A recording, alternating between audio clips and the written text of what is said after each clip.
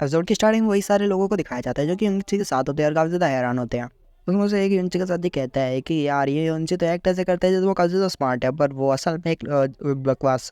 तभी हमें एक लड़की को दिखाया जाता है जो कि ओ करती है, और यहाँ पे वो लड़की जैसी ओ करती है ये थोड़ी बहुत हैरान होती है।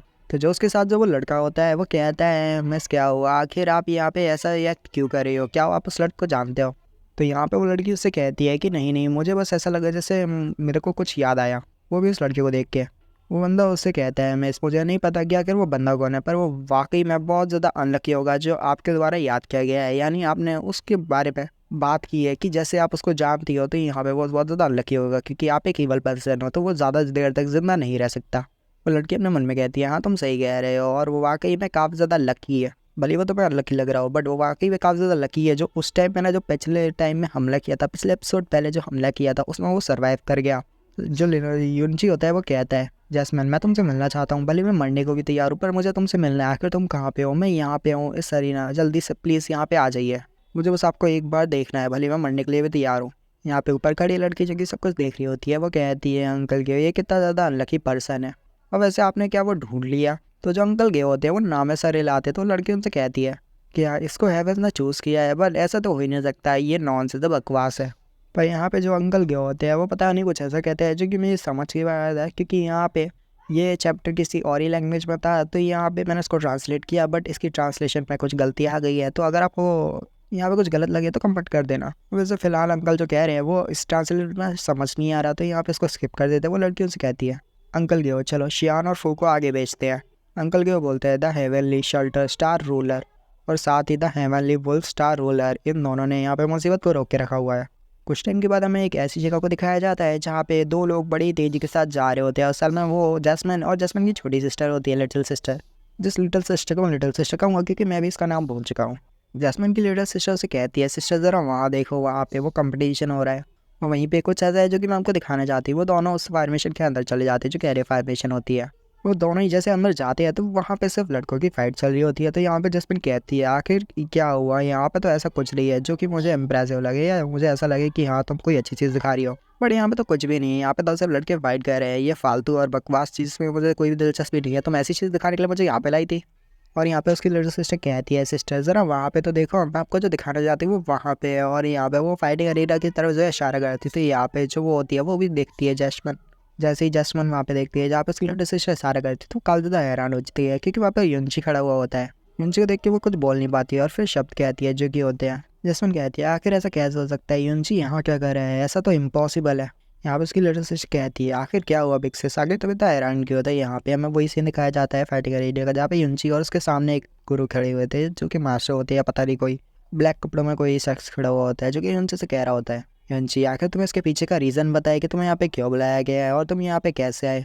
यूनची कहता है हाँ मुझे पता है कि तुम सब लोग काफ़ी ज़्यादा पावरफुल हो और मैं काफ़ी ज़्यादा कमज़ोर हूँ, मैं यहाँ पे होना एक चमत्कार जितना ही है, और मुझे यहाँ पे होना नहीं चाहिए था क्योंकि तुम सब लोग काफ़ी ज़्यादा पावरफुल हो और मैं काफ़ी ज़्यादा कमज़ोर हूँ, क्यों है ना। यहाँ पे बंदा यूनची से कहता है यूनची क्या तुम इसकी कॉन्सिक्वेंसेस को बर्दाश्त करने के लिए तैयार हो जो कि तुम यहाँ पे आए और इस फाइट में हिस्सा लिया। यूनची उसे कहता है मैंने 30% स्पिरिचुअल हब्स का यूज़ किया है। यूनची कहता है बस मैंने कुछ हाई स्टेटस वाले लोगों से यहाँ पे फाइट किया और उनसे उनके स्पिरिचुअल हब्स को ले लिया, और इसका मतलब बिल्कुल सिंपल है।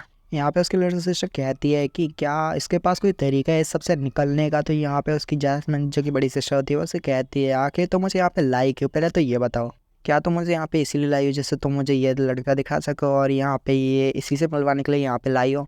उसकी लिटिल सिस्टर जो होती है वो काफ़ी ज़्यादा खुश हो जाती है, वो कहती है हाँ बिग सिस मैं इसीलिए यहाँ पे ये लाई हो, आपको यहाँ पे लाई हो, और मुझे यकीन है कि आपने ये एक्सपेक्ट नहीं किया होगा कि वो यहाँ पे है। उसके सिस्टर का गुस्सा वाला रूप देखे वो कहती है कि मैंने कुछ गलत किया, पर मैंने सब कुछ ऑर्डर से किया है। वो तो उसको काफ़ी ज़्यादा मिस करती थी। जो ब्लैक कपड़ों में शख्स होता है वो कहता है यूनची तुम्हारी हिम्मत कैसे हुई भला मेरे सामने अपनी एरोगेंस को शो करने की, अब तुमने यहाँ पे बहुत बड़ी गलती कर दी है, और तुमने यहाँ पे एरोगेंस को शो किया भी तो ऐसी जगह पे किया जो कि एक एशियन कॉन्फ्रेंस है। तुमने यहाँ पे आके बहुत ज़्यादा एरोगेंस को शो कराया है वो कि मेरे सामने, तो हमें ऐसे नज़रअंदाज नहीं किया जाएगा और तुम्हें बहुत ज़्यादा कड़ी से कड़ी सज़ा दी जाएगी। वो लड़की कहती है अब इस लड़के का हो गया, और यहाँ पे उससे लड़का जो होता है वो भी बोल रहा होता है कि भगवान प्लीज़ इस लड़के को बचा लीजिए, ये बहुत ज़्यादा अनलकी है जो ऐसी सिचुएशन में फंस गया। वो बंदा चिल्लाते हुए कहता है कि पता नहीं वो महाशय कौन था जिसने इस लड़की की हेल्प करी यहाँ पे इस कंपटीशन को थोड़ा बहुत जीतने में। यहाँ पे युंची की शादी को दिखाया जाता है, जो कि काफ़ी ज़्यादा वो डरे हुए होते हैं और यहाँ पे काफ़ी ज़्यादा वो होते हैं और यहाँ पे वो सब कहते हैं पता नहीं युंची कैसी मुसीबत में पड़ गया। यहाँ पे युंची की साथी जिसका नाम शायद पिंगयुन है, अगर नहीं गलत ले लिया हो तो कमेंट कर देना। तो पिंगयुन होती है, वो खड़ी होती है और कहती है रिस्पेक्टेड एल्डर जाओलियो, और यहाँ पे वो कहती है मेरा नाम पिंगयुन है और यहाँ पे हम आइस फिनिक्स सेक्टर से हैं, जो कि स्नो सॉन्ग रिलीम में है। और असल में युंची आइस फिनिक्स सेक्टर का असल में एक डिसाइपल है। जो हमने उसे सिखाया था वो बिल्कुल भी वैसा रह गया और यहाँ पे उसने एक बहुत बड़ी मिस्टेक कर दी यहाँ पे ऐसे आके। और यहाँ पे आप उसको जो भी पनिश कर रहे हो तो प्लीज़ उसको थोड़ा कम कर दीजिए, क्योंकि वो हमारे आइस फिनिक्स सेक्टर का एक डिसाइपल है, तो प्लीज़ आप उसकी सज़ा को थोड़ा कम कर दीजिए। और जब हम सब युंची और हम सब वापस अपने सेक्टर में जाएंगे तो वहाँ पे जाके इसको काफ़ी ज़्यादा पनिशमेंट मिलेगी और काफ़ी ज़्यादा इसको सीख देंगे, जिसकी वजह से दोबारा ऐसी बड़ी गलती ना करे। यहाँ पे जो पिंगयुन होती है वो कहती है कि हम आप सभी को बहुत ज़्यादा यहाँ पे एक्सप्लेनेशन देंगे और सॉरी भी कहती है, प्लीज़ हमारे यहाँ पे आइस फिनिक्स सेक्टर के डिसाइपल को छोड़ दीजिए। तो यहाँ पे वो जो काले कपड़ों में वो शख्स होता है वो कहता है कि मेरे इंटरनल हेवनली रिलेम को तुम्हारे ये एक्सप्लेनेशन की कोई ज़रूरत नहीं है, पर अगर ऐसे ही तुम यहाँ पे ऐसे चलाती रही हो इसके खिलाफ आवाज़ उठाई तो यहाँ पे तुम्हारे स्नो सॉन्ग रिलेम को भी काफ़ी ज़्यादा खतरा हो सकता है और यहाँ पे तुम भी काफ़ी ज़्यादा मुसीबत में पड़ सकती हो, तो शांति से वहाँ बैठ जाओ। यहाँ पे वहीं एक एल्डर कहता है पिंगयुन शांत हो जाओ। तो यहाँ पे पिंगयुन कहती है मिस्टर एम्परर, असल में जो युंची है वो कोई ऑर्डिनरी डिसाइपल नहीं है, वो भी आइस एंड स्नो मतलब आइस फिनिक्स सेक्टर का कोई ऑर्डिनरी डिसाइपल नहीं है। युंची असल में सेक्टर मास्टर का करंट डिसाइपल है और वो भी एक पर्सनल डिसाइपल।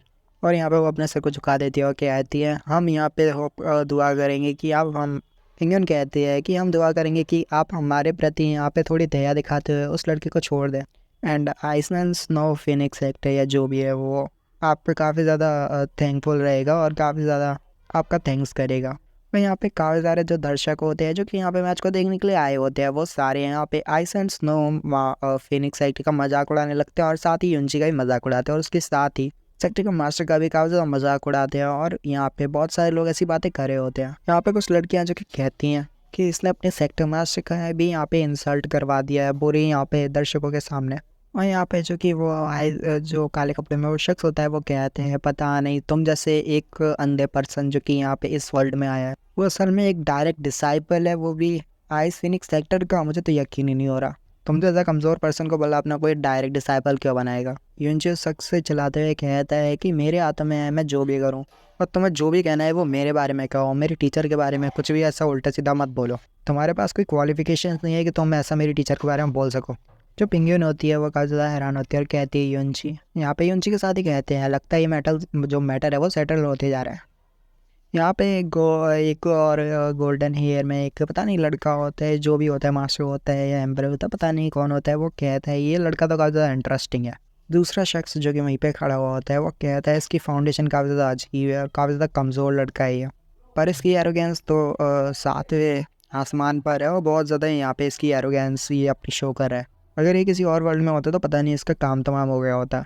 यहाँ पे जो वो काला शख्स होता है जो कि काफ़ी ज़्यादा यहाँ पे काले कपड़े पहने होता है वो कहता है कि भाई तू तो कमाल है, तू यहाँ पे ऐसे एरोगेंस शो कर रहा है और अपनी बात से बिल्कुल भी रिग्रेट नहीं है कि मैंने कुछ गलत बोल दिया है और तुम्हें तो पता भी नहीं होगा कि आखिर तुम मेरे सामने बोल कह रहे हो। फिर यहाँ पे जो युंची होता है वो कुछ उसको ऐसा बोलता है, पर उसके बाद बोलता है कि आखिर मैंने ये नहीं किया और वो नहीं किया, तो भला तुम ऐसे कैसे कह सकते हो कि भला मैंने कोई ग्रेट क्राइम किया है। वो चिल्लाते हुए बोलता है कितना ज़्यादा एरोगेंट है, यहाँ पे मेरे सामने खड़े होके ऐसा एरोगेंस अपनी शो कर रहा है। यहाँ पे सब लोग चिल्ला रहे होते हैं कि कितना अजीब पर्सन है और कितना बुरा है, यहाँ पे ऐसी हरकत करने के बाद उसको छुपाने की कोशिश कर रहा है। अब एक बंदा आता है और कहता है द मोस्ट हाई क्यों, मैं हुई भी हूँ जो कि चूजन चिल्ड्रन में से एक हूँ जो कि हेवंस की तरफ से चूज़ किया गया है। वो चिल्लाते हुए कहता है एरिना मैंने बिल्कुल ही ना पलक झपकाते हुए बहुत सारे मास्टर को मारा है तब जाके मैं यहाँ तक पहुँचा हूँ। एरिना के दौरान जब वो फाइट हो रही थी मैंने अपनी थोड़ी सी पलक नहीं झपकाई और यहाँ पे आया और यहाँ तक पहुँचा, पर ये कमीना इंसान पता नहीं कहाँ से यहाँ पे आ गया है, इसके पास पता नहीं किसने इसकी मदद करी जिसकी वजह से यहाँ पे आ गया है। इसी के साथ ये वाला एपिसोड यहीं पे ख़त्म हो जाता है। हाँ मुझे पता है इस वाली वीडियो को बनाने में काफ़ी ज़्यादा मिस्टेक लगी, मतलब काफ़ी ज़्यादा मिस्टेक हुई। ये वीडियो को मैं संडे को डालने वाला था बट इस वीडियो को मैंने आज डाल दिया है। अगर आपको पता है तो कमेंट कर देना। मिलते हैं अगली वीडियो में। Peace, good bye.